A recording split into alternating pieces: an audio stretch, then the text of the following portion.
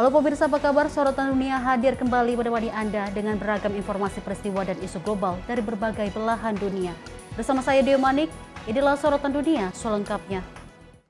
Pemirsa, informasi kita awali dari sejumlah jalan utama dan jalur tol di Beijing terlihat dipasangi bendera Amerika Serikat dan China sebagai bagian dari persiapan penyambutan kunjungan Presiden Amerika Serikat Donald Trump yang dijadwalkan melakukan kunjungan pada 14 Mei mendatang.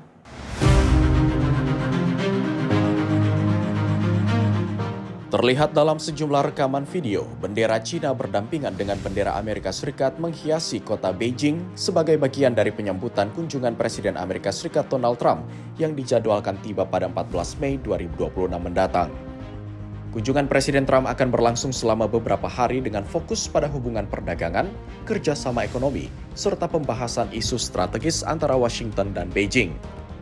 Dalam agenda yang direncanakan, Presiden Trump akan melakukan perbincangan tingkat tinggi dengan Presiden China Xi Jinping, serta dengan pejabat senior Amerika Serikat yang menyertainya, termasuk tim bidang ekonomi dan keamanan nasional. Hari pertama kunjungan direncanakan diawali dengan upacara penyambutan resmi dan perundingan bilateral awal, yang akan dilanjutkan dengan negosiasi terkait tarif, perdagangan, dan isu keamanan kawasan. Sebelumnya, Trump dan Xi terakhir kali bertemu secara langsung pada tahun 2019 di KTT G20 di Osaka, Jepang, saat keduanya membahas ketegangan perdagangan dua negara. Tim redaksi Sinpo TV melaporkan.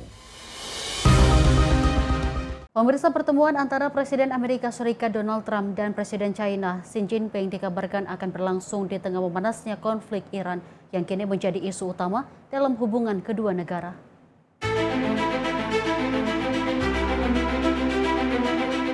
Presiden Amerika Serikat Donald Trump dijadwalkan melakukan kunjungan kenegaraan ke Beijing pada 13 hingga 15 Mei 2026 dan bertemu Presiden China Xi Jinping dalam agenda pertemuan bilateral. Para pengamat menilai konflik Iran dan gangguan di Selat Hormuz akan menjadi salah satu topik paling sensitif dalam kunjungan kenegaraan ini. China selama ini diketahui sebagai salah satu pembeli terbesar pasokan minyak Iran, sehingga ketegangan di kawasan Timur Tengah dinilai langsung berdampak pada kepentingan energi dan ekonomi Beijing.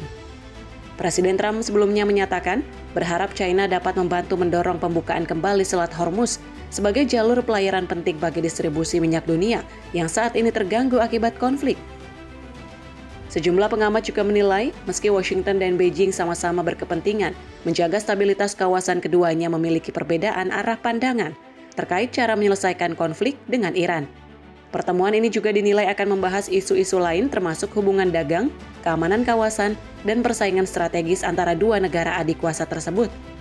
Saat ini dunia internasional menantikan hasil pertemuan Trump dan Xi Jinping yang dinilai dapat memberikan pengaruh besar terhadap stabilitas ekonomi dan keamanan global. Tim redaksi Sinpo TV melaporkan. Sementara itu, pemirsa, warga Beijing memberikan reaksi beragam menjelang pertemuan Presiden Amerika Serikat Donald Trump dan Presiden Xi Jinping. Masyarakat mengharapkan pertemuan tersebut dapat meredakan ketegangan diplomatik antara dua negara adidaya tersebut. Sejumlah warga Beijing menyampaikan beragam pendapat dan harapan mereka menjelang pertemuan tingkat tinggi dua pemimpin dunia pada Senin siang.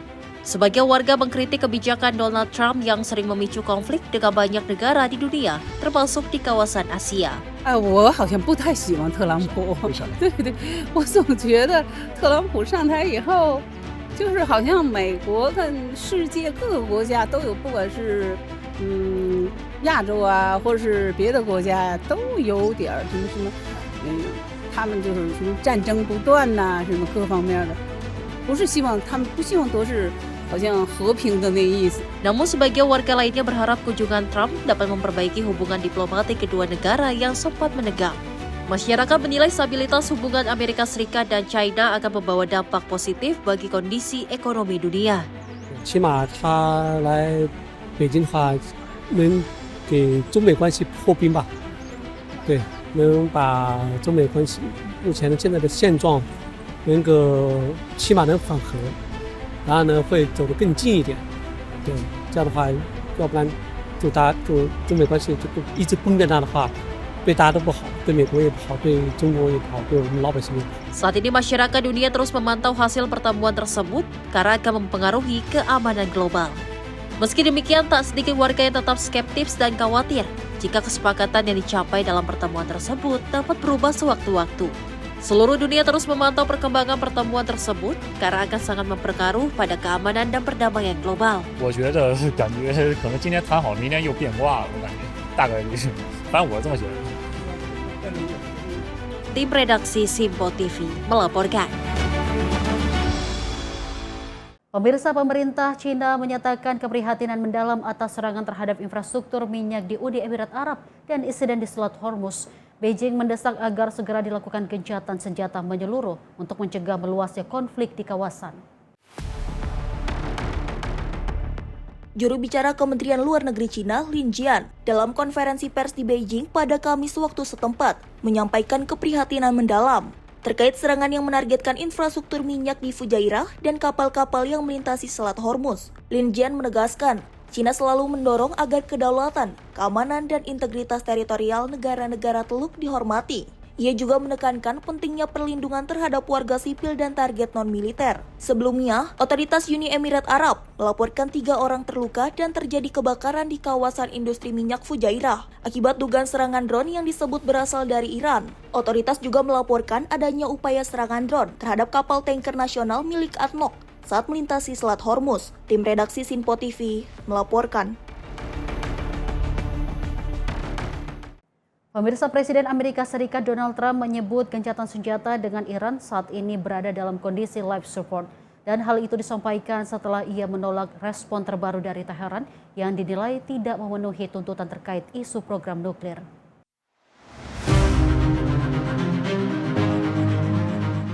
Dalam pernyataannya di Washington, Donald Trump menyebut proposal yang diajukan Iran sebagai piece of garbage atau sampah karena tidak memuat konsesi terkait program nuklir Iran.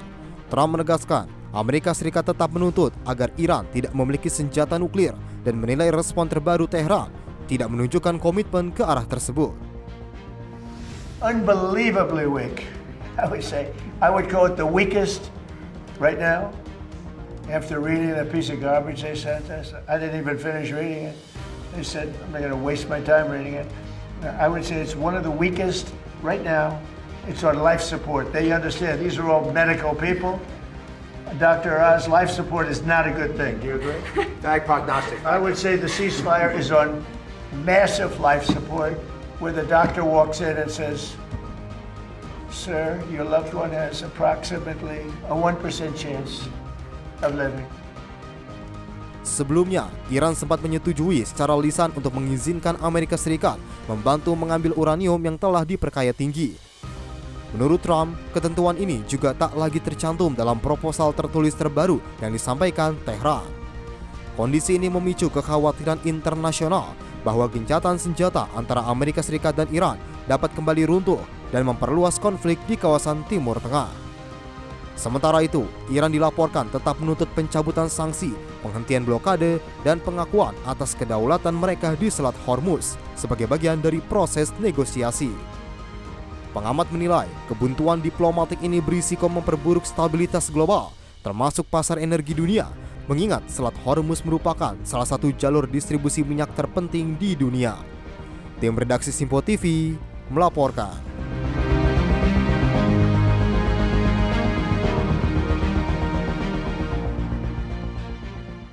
Pemirsa, ketegangan antara Iran dan Amerika Serikat kembali memanas di tengah upaya penyelesaian konflik di Timur Tengah.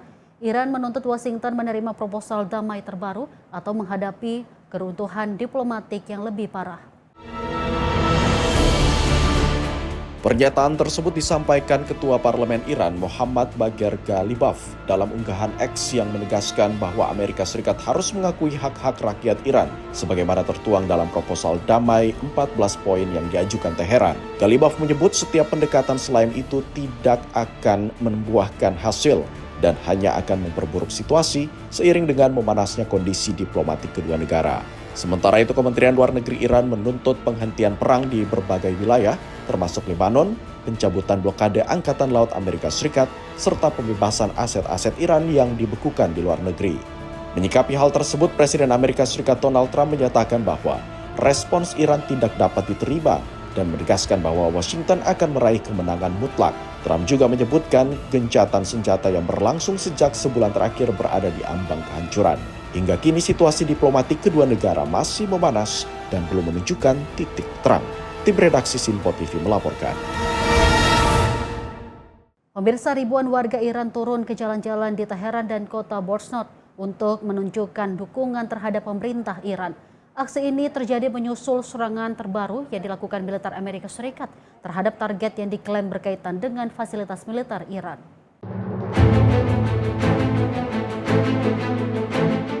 Laporan media setempat menunjukkan ribuan warga memadati jalanan di Teheran dan Boynord sambil mengibarkan bendera Iran dan menyampaikan dukungan kepada pemerintah. Aksi ini terjadi di tengah meningkatnya ketegangan antara Iran dan Amerika Serikat. Aksi ini terjadi menyusul serangan terbaru yang dilakukan militer AS terhadap target yang diklaim berkaitan dengan fasilitas militer Iran. Sebelumnya, Markas Komando Gabungan Iran Khatam Al-Anbiya menyatakan, pasukan Iran menargetkan kapal Angkatan Laut Amerika Serikat di bagian timur Selat Hormuz sebagai bagian dari respon atas dugaan pelanggaran gencatan senjata oleh Amerika Serikat. Pihak Iran menuduh Amerika Serikat melakukan serangan terhadap 2 tanker minyak Iran serta sejumlah wilayah di pesisir, termasuk Bandar Kamir, Sirik, dan Pulau Kesh. Di sisi lain, militer Amerika menyatakan serangan mereka menargetkan fasilitas militer Iran yang diduga terlibat dalam serangan terhadap pasukan AS. Presiden AS Donald Trump menyebut gencatan senjata dengan Iran masih berlaku dan menggambarkan serangan terbaru pihaknya sebagai love tap di tengah laporan bahwa kesepakatan antara Washington dan Teheran mungkin segera tercapai. Tim redaksi Sinpo TV melaporkan.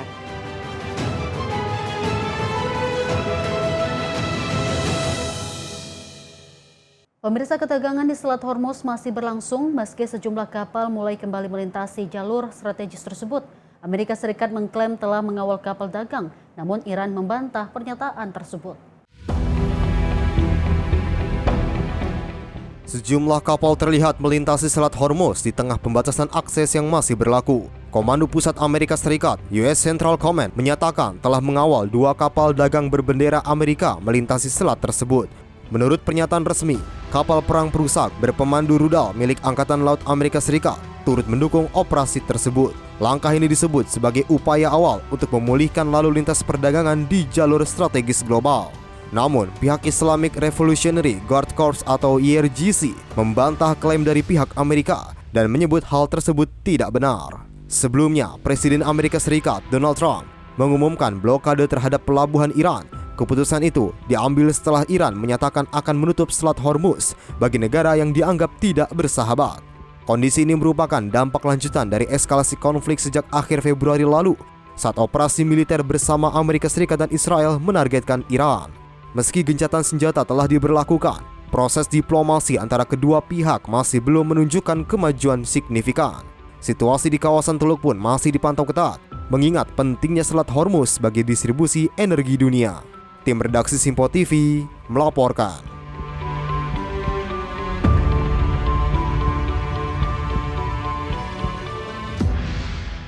Pemirsa, militer Israel kembali melancarkan serangan udara ke Lebanon Selatan saat kesepakatan gencatan senjata masih berlaku. Serangan ini memicu kekhawatiran akan memanasnya konflik di kawasan tersebut.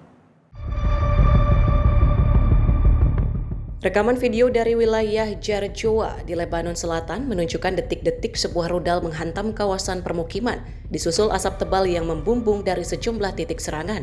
Tim penyelamat dan petugas darurat terlihat bergegas menuju lokasi serangan untuk melakukan evakuasi dan penanganan pasca serangan. Media lokal melaporkan, pesawat tempur Israel melancarkan 2 gelombang serangan udara yang menghancurkan sebuah rumah di kota Jarjoa. Sebelum serangan terjadi, militer Israel sempat mengeluarkan peringatan kepada warga di Deir Ez-Zahrani, Jarjoa, dan Jazine dengan menyebut bahwa operasi militer akan dilakukan menyusul dugaan pelanggaran gencatan senjata oleh militer Hezbollah. Di tengah memanasnya situasi, Kementerian Kesehatan Lebanon menyatakan jumlah korban tewas akibat konflik yang berlangsung sejak Maret telah mencapai ribuan orang, dengan ribuan lainnya mengalami luka-luka. Israel dikabarkan berencana membentuk zona keamanan di wilayah Lebanon Selatan hingga Sungai Litani, yang mencakup sekitar 10% wilayah Lebanon. Hingga saat ini, ketegangan di perbatasan Israel dan Lebanon masih terus berlangsung. Tim redaksi Sinpo TV melaporkan. Pemirsa, bulldozer Israel meratakan puluhan toko milik warga Palestina di wilayah Tenggara Yerusalem. sebagai bagian dari pembebasan lahan untuk proyek jalan yang dikaitkan dengan pembangunan permukiman. Rekaman video menunjukkan bulldozer Israel menghancurkan deretan toko milik warga Palestina di pinggir sebuah kota di tenggara Yerusalem. Menurut laporan setempat, sekitar 50 toko dibongkar untuk memberi ruang bagi pembangunan jalan baru yang disebut terkait dengan akses menuju kawasan permukiman Israel. Aksi pembongkaran ini memicu kekecewaan dan kemarahan warga Palestina karena banyak dari toko tersebut menjadi sumber mata pencaharian masyarakat setempat. Sejumlah warga terlihat menyaksikan proses pembongkaran di tengah puing-puing bangunan dan debu yang menyelimuti kawasan tersebut. Hingga saat ini pihak otoritas Israel menyatakan pembangunan jalan dilakukan untuk kepentingan infrastruktur dan konektivitas kawasan. Namun langkah itu kembali memunculkan kritik terkait ekspansi permukiman di wilayah Palestina. Pembangunan permukiman Israel di wilayah yang diduduki selama ini menjadi salah satu isu paling sensitif dalam konflik Israel dan Palestina. Sampai saat ini ketegangan terkait pembangunan permukiman dan penggusuran warga Palestina masih terus menjadi sorotan internasional di tengah upaya mencari solusi damai di kawasan tersebut. Tim redaksi Simpo TV melaporkan. Pemirsa, warga Palestina memadati kota Ramallah untuk memperingati 78 tahun Nakba Palestina Selasa waktu setempat. Peringatan serupa juga digelar di sejumlah wilayah Palestina lainnya. Massa terlihat melakukan long march di kota Ramallah dengan membawa bendera Palestina serta spanduk bertuliskan pesan peringatan, Nakba adalah luka yang berdarah. Sejumlah peserta juga membawa simbol kunci yang merujuk pada hak kembali ke tanah asal mereka. Nakba merupakan istilah yang digunakan untuk menyebut peristiwa tahun 1948 saat ratusan ribu warga Palestina terpaksa mengungsi setelah berdirinya negara Israel. Peristiwa ini setiap tahun diperingati sebagai simbol perjuangan hak kembali rakyat Palestina. Ketua Komite Tinggi Peringatan Nakba Mohamed Alian menyatakan, peringatan ini menegaskan komitmen rakyat Palestina terhadap hak kembali dan kelanjutan perjuangan mereka. Warga lokal menyatakan generasi muda Palestina tidak akan melupakan sejarah tersebut dan akan terus mewariskan narasi perjuangan kepada generasi berikutnya. Selain di Ramallah, peringatan serupa juga digelar di sejumlah wilayah lain seperti Nablus, Tulkarm, Salfit, dan Tubas, serta di Gaza, dengan berbagai kegiatan komemorasi. Peringatan Nakba digelar setiap tahun pada 15 Mei sebagai pengingat peristiwa tahun 1948 tersebut. Tim redaksi Simpo TV melaporkan. Pemirsa, informasi lainnya akan kami hadirkan usai jeda berikut ini. Tetaplah bersama kami di Sorotan Dunia.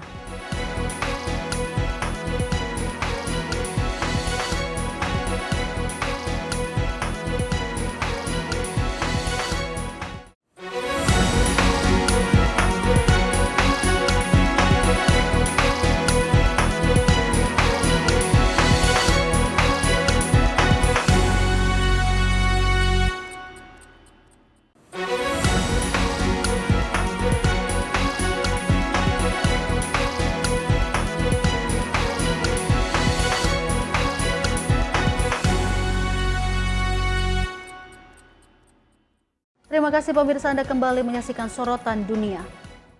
Pemirsa, sebanyak 58 biksu peserta Indonesia Walk for Peace 2026 tiba di Banyuwangi setelah menempuh perjalanan panjang dari Thailand menuju Indonesia dalam rangkaian Tundong menuju Candi Borobudur memperingati perayaan Waisak 2026.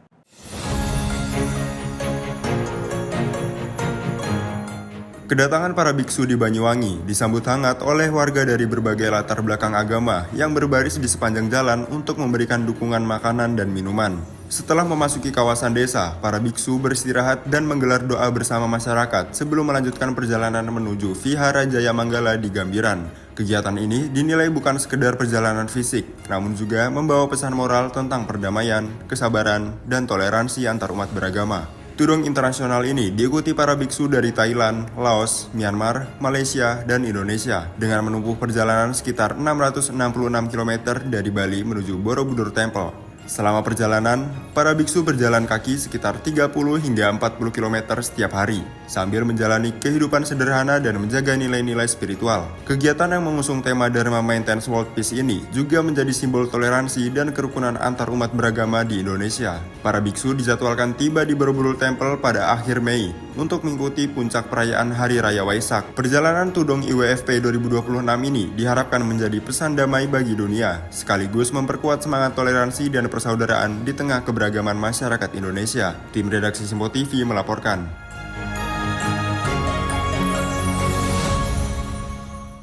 Pemirsa, kemeriahan berlangsung di kota Kazan, Republik Tatarstan yang menjadi tuan rumah Forum Ekonomi Internasional Rusia dan Dunia Islam yang resmi dimulai hari ini. Forum ekonomi ini menghimpun perwakilan dari lebih 90 negara dan 60 wilayah di Rusia, menjadikannya salah satu ajang kerjasama ekonomi terbesar antara Rusia dan dunia Islam.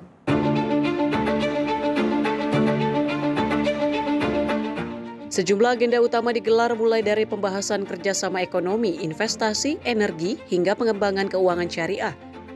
Tahun ini untuk pertama kalinya juga digelar Konferensi Bank Nasional Negara-Negara Anggota Organisasi Kerjasama Islam yakni OKI. Selain itu berbagai pameran bisnis dan investasi juga digelar termasuk sektor halal, properti, dan infrastruktur yang menjadi bagian dari upaya memperluas kerjasama ekonomi antar negara peserta. Pihak penyelenggara menyebut forum ini menjadi platform utama untuk memperkuat hubungan dagang, investasi, dan kerjasama strategis antara Rusia dan negara-negara anggota OKI. Forum akan berlangsung hingga 17 Mei mendatang. Tim redaksi Simpo TV melaporkan. Pemirsa, Presiden Vladimir Putin menyebut rudal balistik antar benua terbaru milik Rusia sebagai salah satu yang paling kuat di dunia. Usai Moskow melakukan uji coba di tengah upaya modernisasi kekuatan nuklirnya.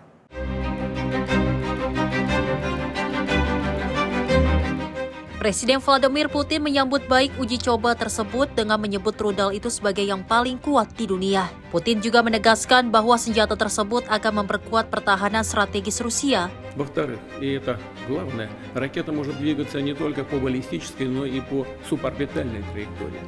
Что, в-третьих, позволяет обеспечить дальность применения свыше 35 тысяч километров с одновременно улучшенными в 2 раза характеристиками по точности.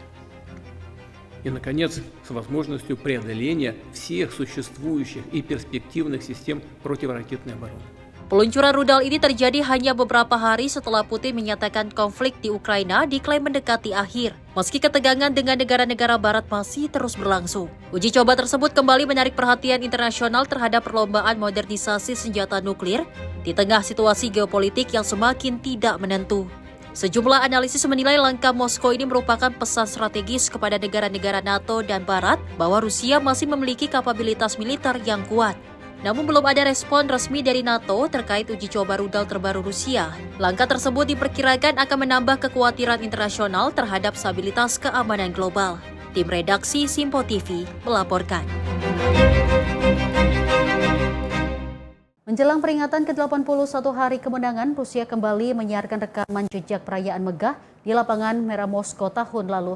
Meski di tengah tekanan boikot Barat, puluhan pemimpin dunia menghadiri acara ini untuk menghormati jasa tentara merah pada Perang Dunia Kedua. Rekaman arsip menampilkan kembali momentum saat alutsista militer Rusia melintasi lapangan merah, diiringi atraksi pesawat tempur yang membentuk warna bendera Rusia di langit Moskow. Presiden Vladimir Putin menyambut sejumlah pemimpin besar dunia, mulai dari Presiden Tiongkok Xi Jinping, Presiden Venezuela Nicolas Maduro, hingga Perdana Menteri Slovakia Robert Fico. Tak hanya di ibu kota, kemeriahan juga terlihat di sejumlah kota besar seperti Khabarovsk, Yekaterinburg, Samara, dan Volgograd. Pasukan militer dari 13 negara termasuk Vietnam, Mesir, dan Belarus turut serta dalam parade sebagai bentuk penghormatan internasional. Meski ada desakan boikot dari Kiev dan Sekutu Barat, sebanyak 29 pemimpin negara tetap hadir memperingati berakhirnya Perang Dunia Kedua. Dalam pernyataannya, Presiden Putin menegaskan bahwa kehadiran para pemimpin ini adalah bentuk solidaritas untuk membela kebenaran sejarah dan menghormati jasa para pahlawan.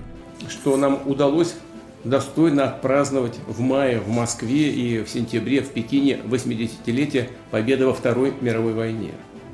То, что в эти дни мы были вместе, продемонстрировали всему миру нашу солидарность, готовность России и Китая отстаивать историческую правду, бережно хранить память о героическом подвиге народов наших стран, которые ценой десятков миллионов жизней восстановили мир на планете. Dalam kesempatan tersebut, Presiden Venezuela Nicolás Maduro turut memuji peran besar Tentara Merah dalam sejarah dunia. Verdaderamente el Ejército Rojo, con su gran victoria de hace 80 años, el pueblo ruso y el pueblo soviético y sus héroes políticos, sus héroes militares, con un sacrificio de 27 millones de seres humanos, salvaron a Europa. Pada peringatan tahun ini, pemerintah Rusia memutuskan untuk tidak menampilkan alutsista berat secara langsung karena adanya peningkatan ancaman teroris dari Ukraina. Sebagai gantinya, siaran langsung akan menampilkan rekaman video pasukan Rusia dari garis depan. Untuk menjamin keamanan, Presiden Putin telah menyatakan gencatan senjata pada tanggal 8 dan 9 Mei, sambil memberikan peringatan keras akan adanya serangan balasan masif jika Ukraina mencoba mengganggu jalannya perayaan. Tim redaksi Simpo TV melaporkan.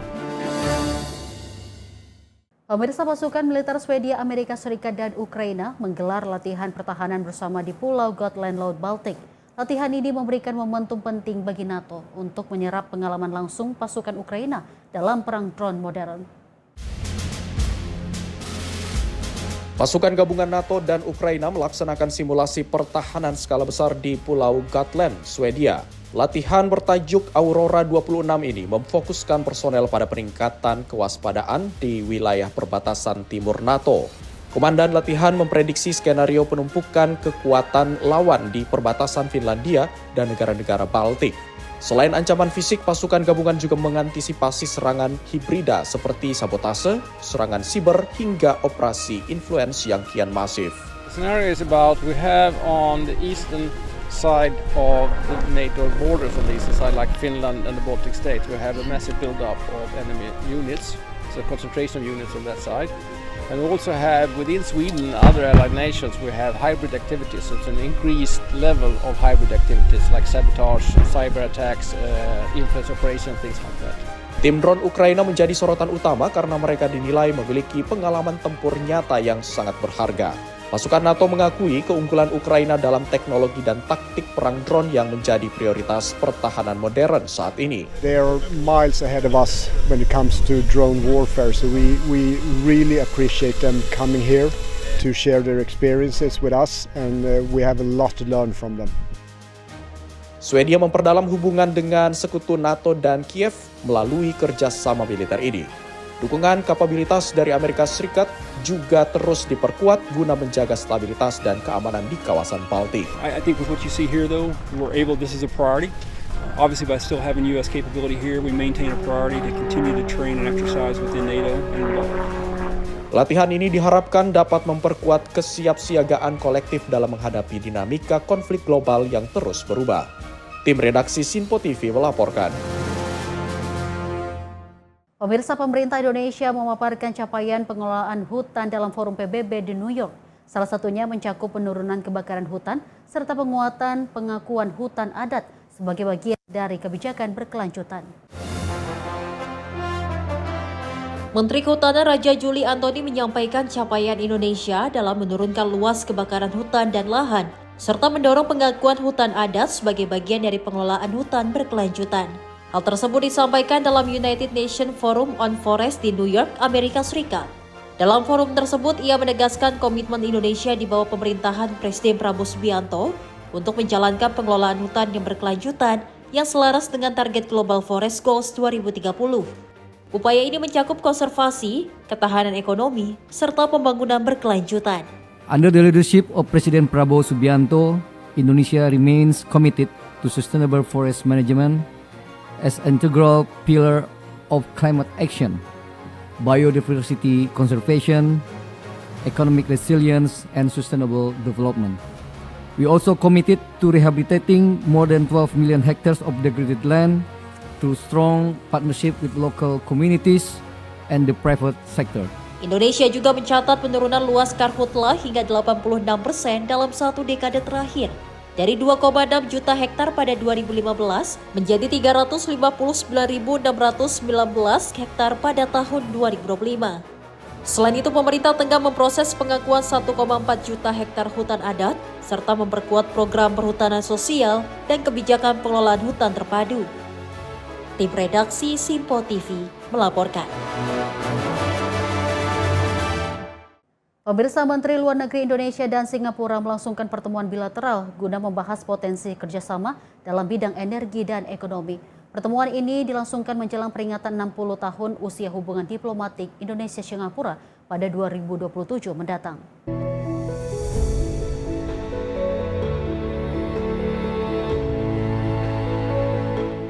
Menteri Luar Negeri Republik Indonesia Sugiono menerima kunjungan diplomatik Menteri Luar Negeri Singapura Vivian Balakrishnan di kantor Kementerian Luar Negeri Jakarta Selasa pagi untuk membahas potensi kerjasama di sejumlah sektor.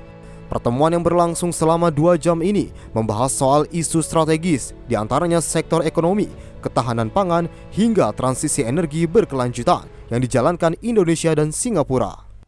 Sugiono menyoroti Indonesia dan Singapura memiliki kemitraan cukup kuat dan strategis yang berlangsung selama 6 dekade terakhir.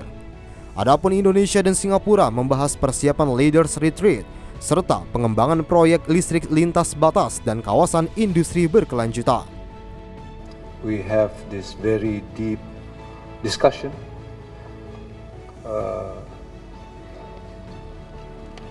There's a lot of ground that we covered actually,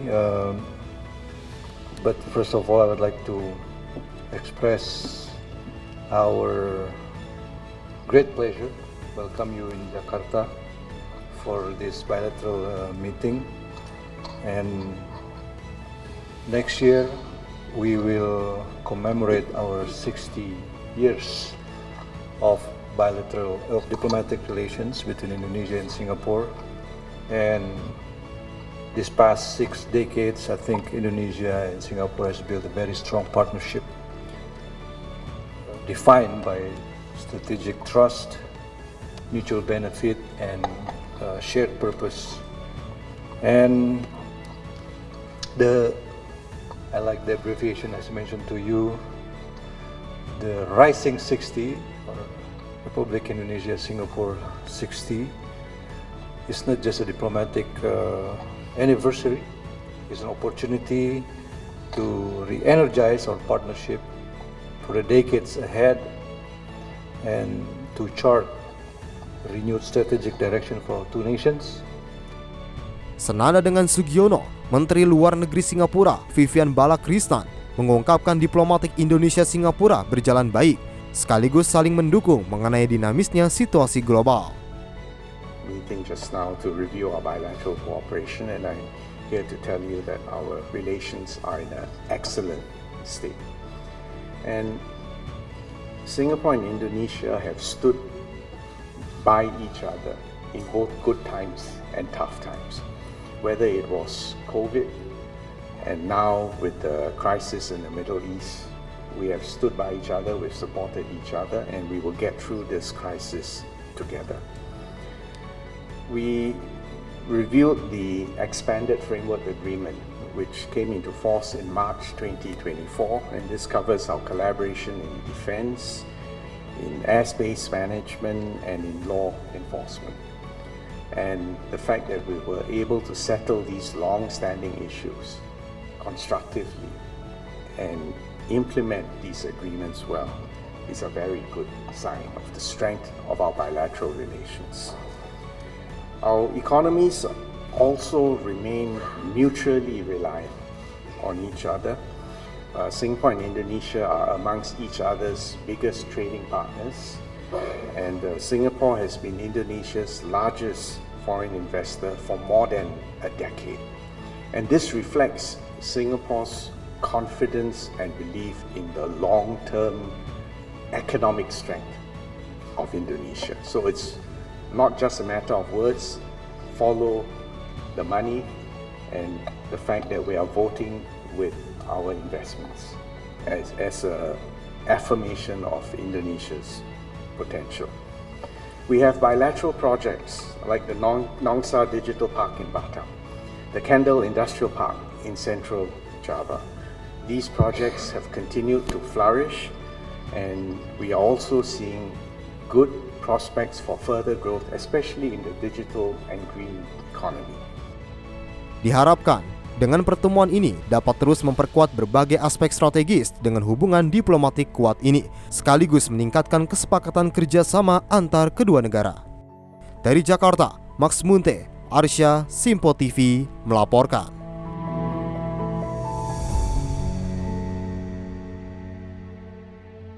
Pemirsa, desakan terhadap Perdana Menteri Inggris Keir Starmer untuk mundur dari jabatannya terus meningkat. Puluhan anggota parlemen Partai Buruh dilaporkan mendesak Starmer untuk mundur di tengah memanasnya situasi politik di Inggris. Sejumlah menteri kabinet Inggris terlihat datang dan meninggalkan kediaman resmi Perdana Menteri Keir Starmer di London pada Selasa 12 Mei waktu setempat. Rekaman video menunjukkan para menteri berjalan keluar dari kediaman resmi PM Inggris di tengah sorotan media internasional. Sejumlah jurnalis terdengar melontarkan pertanyaan terkait masa depan politik Starmer, termasuk menanyakan apakah kepemimpinannya akan berakhir. Menteri yang terlihat hadir antara lain Menteri Kesehatan Wes Streeting, Menteri Pertahanan John Healey, Menteri Energi Ed Miliband, dan Wakil Perdana Menteri David Lammy. Wes Streeting disebut-sebut menjadi salah satu tokoh yang berpotensi menggantikan Starmer bersama Angela Rayner dan Wali Kota Greater Manchester, Andy Burnham. Dalam pertemuan tersebut, Starmer menegaskan bahwa dirinya tidak akan mundur dari jabatan Perdana Menteri. Sementara itu, Menteri Ketenagakerjaan dan Pensiun, Pat McFadden, menyatakan tidak ada satupun menteri kabinet yang secara langsung menantang kepemimpinan Starmer dalam pertemuan itu. Hingga saat ini sebanyak 81 anggota parlemen Partai Buruh dikabarkan telah menyerukan Starmer agar mundur. Jumlah itu disebut telah memenuhi ambang batas untuk memicu kontes kepemimpinan partai. Meski demikian, para pengusul masih harus menyatukan dukungan terhadap satu kandidat pengganti untuk melanjutkan proses tersebut. Tim redaksi Simpo TV melaporkan.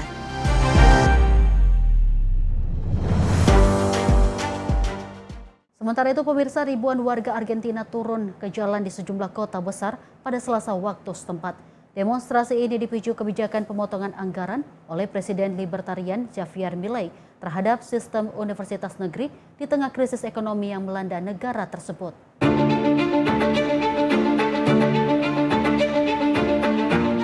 Krisis ekonomi Argentina terjadi akibat inflasi tinggi yang berkepanjangan, nilai mata uang yang melemah, serta defisit anggaran negara yang memaksa pemerintah melakukan langkah penghematan ketat, termasuk di sektor pendidikan. Massa memadati pusat kota Buenos Aires dan berjalan menuju gedung pemerintahan untuk menolak pemotongan dana operasional yang dinilai mengancam kualitas dan keberlanjutan pendidikan tinggi di negara tersebut. Sistem universitas negeri Argentina dikenal sebagai salah satu kebanggaan nasional dengan pendidikan gratis sejak 1949 dan melahirkan 5 peraih Nobel. Parlemen sebelumnya telah mengesahkan undang-undang untuk menaikkan anggaran operasional universitas serta menyesuaikan gaji dosen dengan inflasi. Namun, pemerintah belum mengimplementasikan aturan tersebut karena masih ditantang melalui jalur hukum. Hingga kini, aksi protes masih berlangsung sebagai bentuk penolakan terhadap kebijakan austeritas di sektor pendidikan. Tim redaksi Simpo TV melaporkan. Pemirsa, informasi lainnya akan kami hadirkan usai jeda. Tetaplah bersama kami di Sorotan Dunia.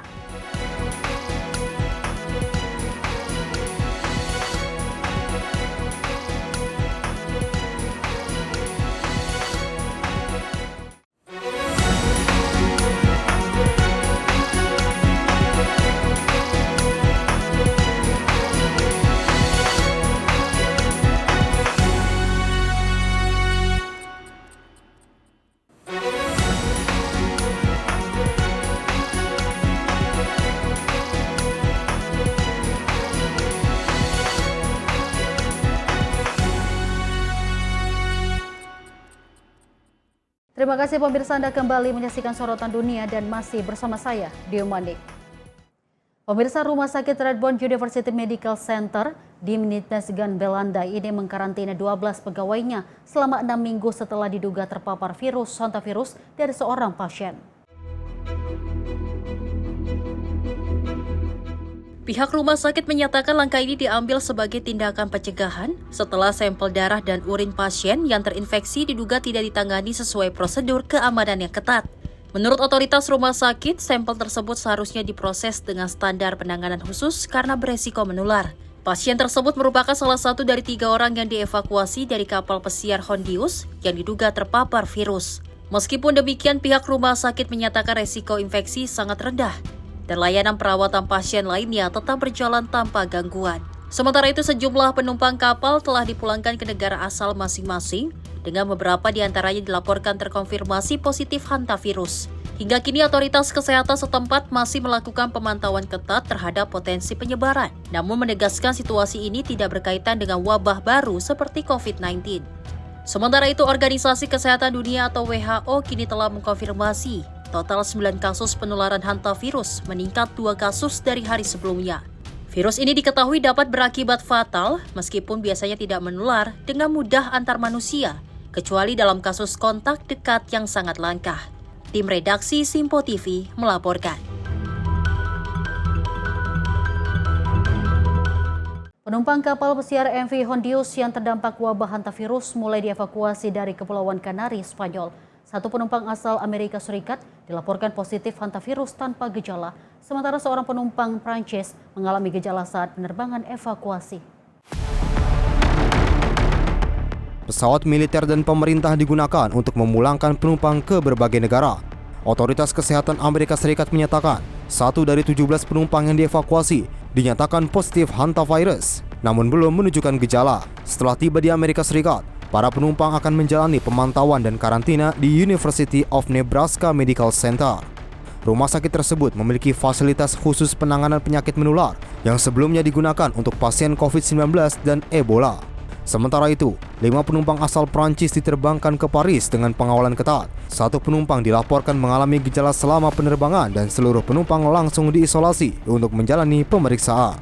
Sebelum evakuasi, seluruh penumpang MV Hondius dikawal petugas mengenakan alat pelindung lengkap dan masker pernapasan. We have been repeating the same answer many times. This is not another COVID, and the risk to the public is low. Hingga kini, sedikitnya 5 penumpang yang sebelumnya turun dari kapal dinyatakan terinfeksi hantavirus. Tim redaksi Simpo TV melaporkan. Pemirsa, pemerintah Spanyol menegaskan resiko penularan hantavirus dari kapal pesiar MV Hondius masih tergolong rendah. Kapal yang terkena wabah ini dijadwalkan berlabuh di Pelabuhan Granadilla, Kepulauan Kanari pada Minggu pagi 10 Mei 2026 waktu setempat.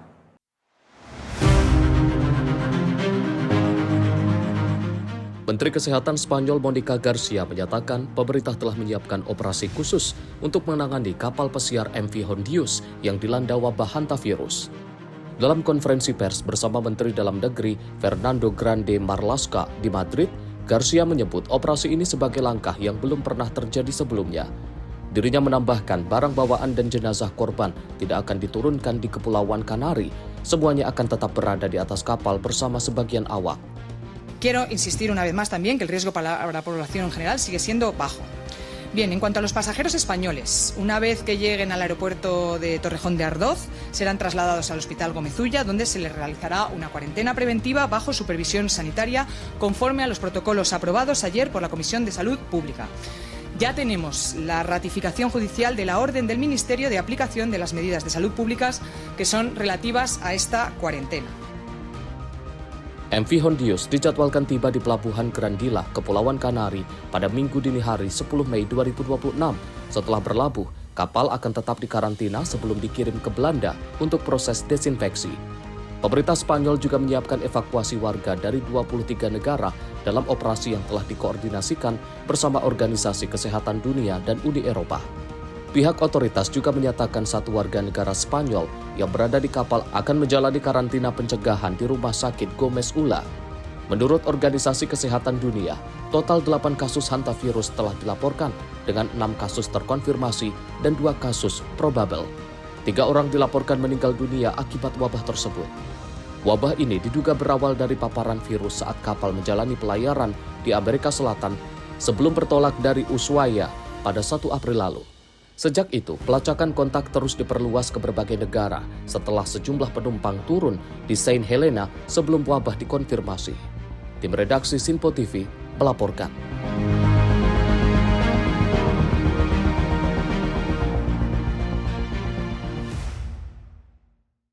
Pemirsa, insiden menegangkan terekam saat pesawat Turkish Airlines Airbus A330 mendarat di Bandara Internasional Tibovan Kathmandu, Nepal pada Senin pagi. Asap tebal terlihat keluar dari bagian roda belakang pesawat saat menyentuh landasan pacu.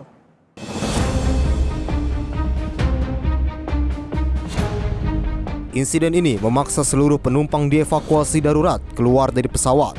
Petugas bandara dan tim darurat segera melakukan penanganan untuk mengendalikan api yang muncul di roda sebelah kanan pesawat. Menurut otoritas bandara, tidak ada laporan korban luka dalam kejadian tersebut. Pesawat yang berangkat dari Istanbul, Turki itu mengangkut 277 penumpang. Akibat insiden ini, Bandara Internasional Tribhuvan sempat ditutup sementara. Sejumlah penerbangan menuju Kathmandu juga mengalami penundaan saat petugas melakukan penyelidikan dan membersihkan landasan pacu. Wakil Presiden Senior Bidang Komunikasi Turkish Airlines, Yahya Ustun, menyatakan inspeksi teknis telah dilakukan oleh tim internal maskapai. Hasil penilaian awal menunjukkan asap diduga berasal dari kerusakan teknis pada pipa hidrolik. Tim redaksi Simpo TV melaporkan.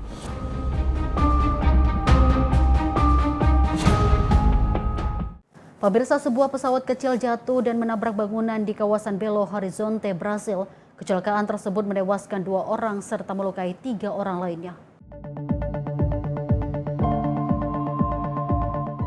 Pesawat kecil jatuh di kawasan Silveira di wilayah Belo Horizonte, Brasil pada Senin 4 Mei waktu setempat. Menurut otoritas pemadam kebakaran militer Minas Gerais, pilot dan kopilot tewas dalam insiden tersebut, sementara 3 orang lainnya mengalami luka-luka. Para korban luka telah dievakuasi dan dilarikan ke rumah sakit. Informasi awal menyebutkan bahwa pesawat menabrak sebuah bangunan 3 lantai sebelum akhirnya jatuh di area parkir. Seluruh penghuni bangunan dilaporkan telah dievakuasi. Selanjutnya sejumlah unit apartemen dilaporkan mengalami kerusakan parah akibat benturan keras, seperti yang terlihat dalam rekaman video yang dirilis oleh pihak pemadam kebakaran. Sebelum kecelakaan terjadi, pilot sempat melaporkan kepada petugas pengatur lalu lintas udara di Bandara Pampula bahwa pesawat mengalami kesulitan saat lepas landas. Tak lama kemudian, pesawat kehilangan ketinggian dan jatuh menabrak bangunan permukiman di Jalan Ilacir Pereira 5. Personel militer turut dikerahkan ke lokasi untuk membantu proses evakuasi, sementara tim terkait tengah melakukan pemeriksaan struktur bangunan. Tim redaksi Sinpo TV melaporkan.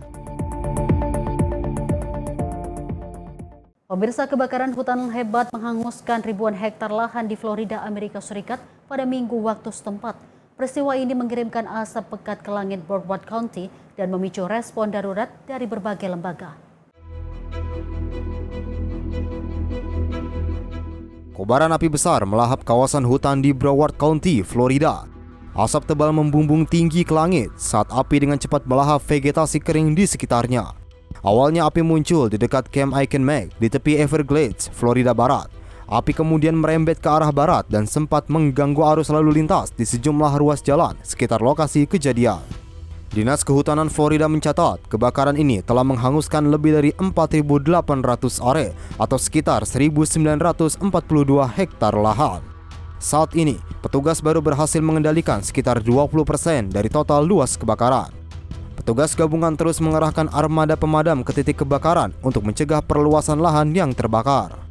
Meski skala kebakaran cukup besar, sejauh ini tidak ada laporan mengenai korban jiwa maupun luka-luka. Warga dihimbau agar tetap berada di dalam rumah guna menghindari dampak buruk asap. Hingga kini, tim gabungan dari berbagai lembaga masih terus berjibaku di lapangan untuk memutus rantai penyebaran api. Tim redaksi Simpo TV melaporkan.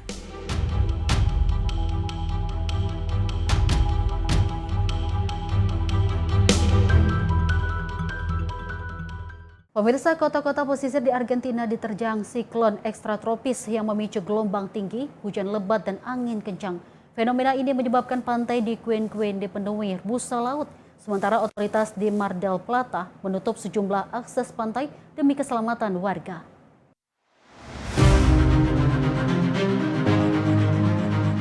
Rekaman video menunjukkan pantai di kota Queen, Argentina tertutup lapisan busa laut akibat terjangan siklon ekstratropis yang melanda garis pantai negara tersebut. Di kota Mar del Plata, petugas penjaga pantai memasang pembatas keamanan untuk mencegah warga mendekati area pantai yang diterjang gelombang besar. Sejumlah warga menyebut fenomena ini sebagai kejadian langka. Mereka mengaku baru pertama kali melihat air laut mencapai area sedekat itu dengan pemukiman.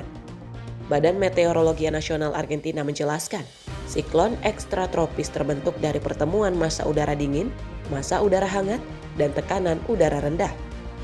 Fenomena ini umumnya memicu angin kencang hujan deras, gelombang tinggi, dan perubahan suhu secara drastis. Otoritas setempat melaporkan badai menyebabkan kerusakan di area pantai, jalan raya, dan fasilitas wisata di Mar del Plata. Direktur Pertahanan Sipil Mar del Plata, Alfredo Rodriguez menyebut, gelombang laut mampu memindahkan batu seberat 80 hingga 100 kg seperti kardus. Kondisi itu membuat otoritas memutuskan menutup akses pejalan kaki dan kendaraan di sepanjang pantai. Meski ada peringatan resmi, fenomena ini tetap menarik perhatian warga dan wisatawan yang datang untuk menyaksikan kondisi laut. Pemerintah nasional dan provinsi telah mengeluarkan status waspada kuning dan orange di wilayah Buenos Aires dan 13 provinsi lainnya. Hingga saat ini otoritas melaporkan evakuasi pencegahan dan kerusakan material di sejumlah daerah. Namun belum ada laporan korban jiwa. Tim redaksi Sinpo TV melaporkan.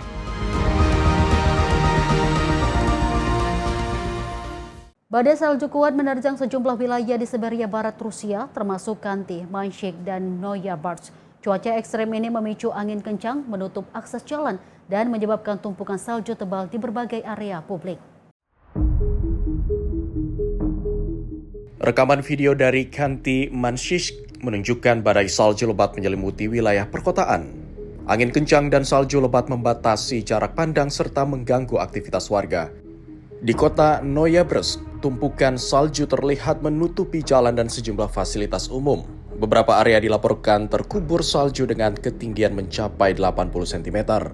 Pusat Hidrometeorologi Khanty Manshik memperkirakan angin kencang hingga 24 meter per detik akan melanda wilayah timur pada malam hari.